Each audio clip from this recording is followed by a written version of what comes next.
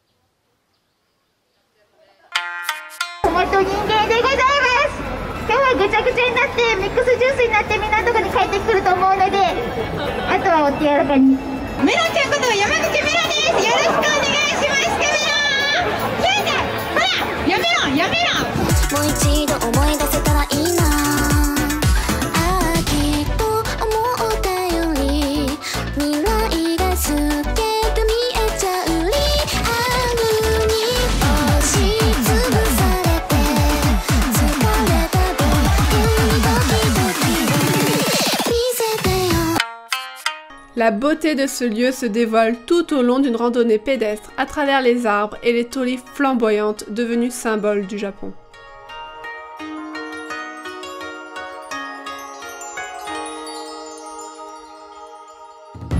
Ces torii sont des offrandes faites essentiellement par des entreprises. Les noms des donateurs figurent sur chacune d'elles, sachant que leur prix peut aller jusqu'à 10 000 €.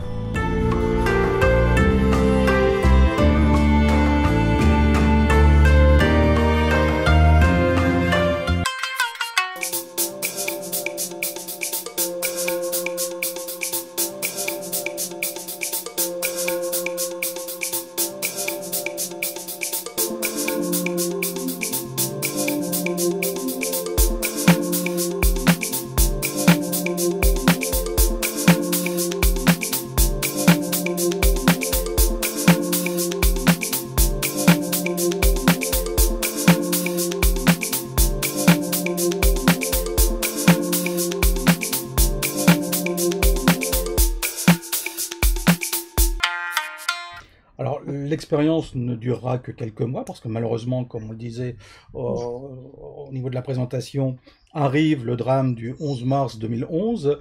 Comment tu vis ce moment? Est-ce que tu peux nous expliquer comment ça s'est passé pour toi? Alors, c'était un jour où j'allais au travail. Je me rendais au travail ce jour-là, j'avais pris le métro, et en fait, j'ai ressenti les secousses quand j'étais encore dans le tunnel du métro. J'ai pas compris tout de suite ce qui se passait. Et c'est après, quand j'ai eu tous les gens qui se regroupaient, que j'ai eu la panique un petit peu dans la rue, que j'ai compris qu'il y a quelque chose de grave qui venait d'arriver. J'ai tout de même été à mon école, là où je donnais des cours de français. Et à un moment donné, une des personnes, du personnel m'a dit, mais rentre chez toi, c'est dangereux, c'est grave ce qui arrive au Japon. Là, ça nous est jamais arrivé depuis des centaines d'années. Et c'était très flippant, parce que moi je comprenais pas du tout le japonais. Donc il y avait des informations, des news qui passaient sur des télés, dans les gares et tout ça, et moi je comprenais pas. Je voyais des images, je ne savais pas d'où ça venait, je savais pas si c'était au Japon, si c'était une catastrophe ailleurs dans le monde. Honnêtement, je savais même pas si c'était lié avec les secousses que je ressentais. C'était la grosse confusion totale, en fait. Et il y avait plus de transport qui circulait. J'arrivais plus à joindre mon copain par téléphone parce que les lignes étaient saturées. C'était un peu la fin du monde à un moment donné, hein. C'était très bizarre, mais en fait, on réalise vraiment ce qui se passe après, parce que dans le moment, on est perdu, mais on sait pas si on doit avoir peur, si c'est grave ou pas. Donc c'est plus de la grosse confusion, en fait, à un moment donné.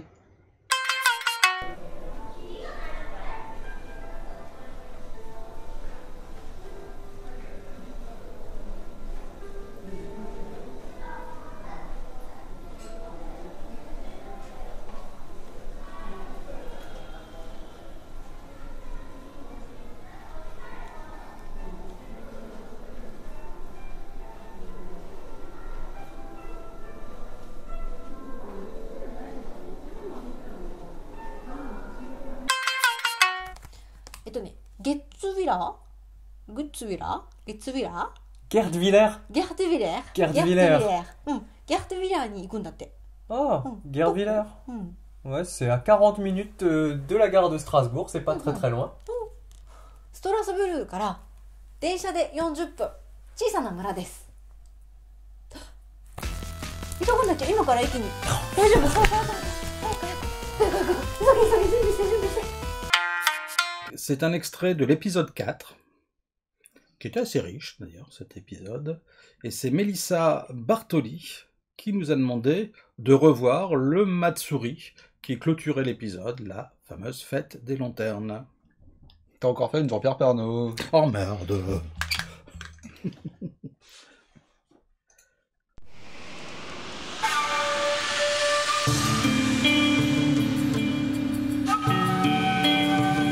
La Mitama Matsuri, autrement nommée la fête des lanternes, se déroule sur 3 jours, mi-juillet, au sanctuaire Shinto Yasukuni.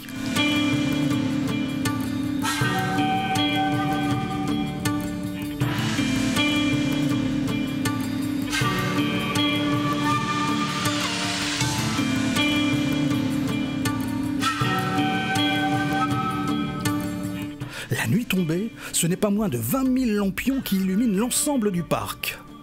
Passé l'énorme torii, nous nous sommes fondus dans la foule venue rendre hommage aux morts tombés lors des guerres auxquelles le Japon a pris part depuis 1853. Même avant d'avoir un terme pour le définir, le développement de cet attrait pour le mignon s'est beaucoup fait avec l'émergence d'illustrations moins traditionnelles via par exemple le travail de Yumeji Takehisa, un peintre de l'ère Taisho qui développa au début du XXe siècle un commerce d'objets fantasy dérivés de ses créations. Il est considéré comme un précurseur et souvent cité comme point de départ de l'intérêt pour le kawaii. Autodidacte, il a grandement été influencé par les cultures étrangères et créa une forme de dessin différent des critères de beauté de l'époque comme les bijinga. Il apporta une touche innovante et cette nouveauté fut copiée face à l'attrait suscité par ses créations.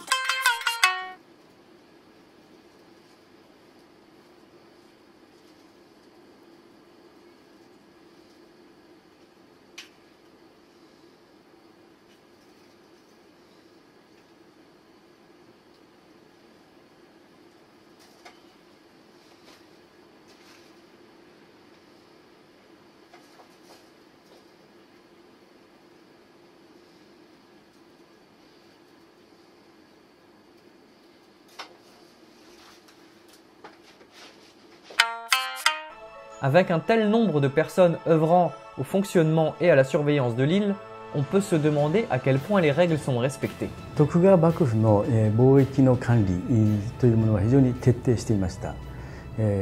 もちろんこの島、出島は、海の上に浮かんでいますし、それだけではなくて、周りは、2メーターの、高い壁で囲まれていました。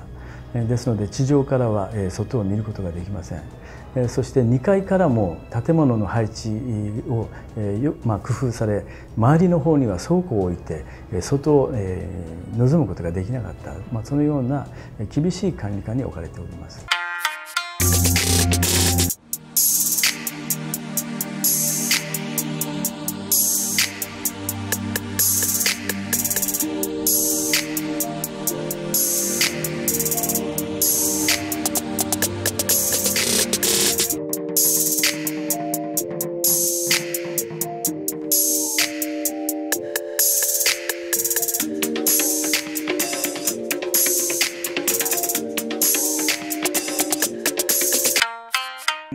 Question de Aksum ou Aksume.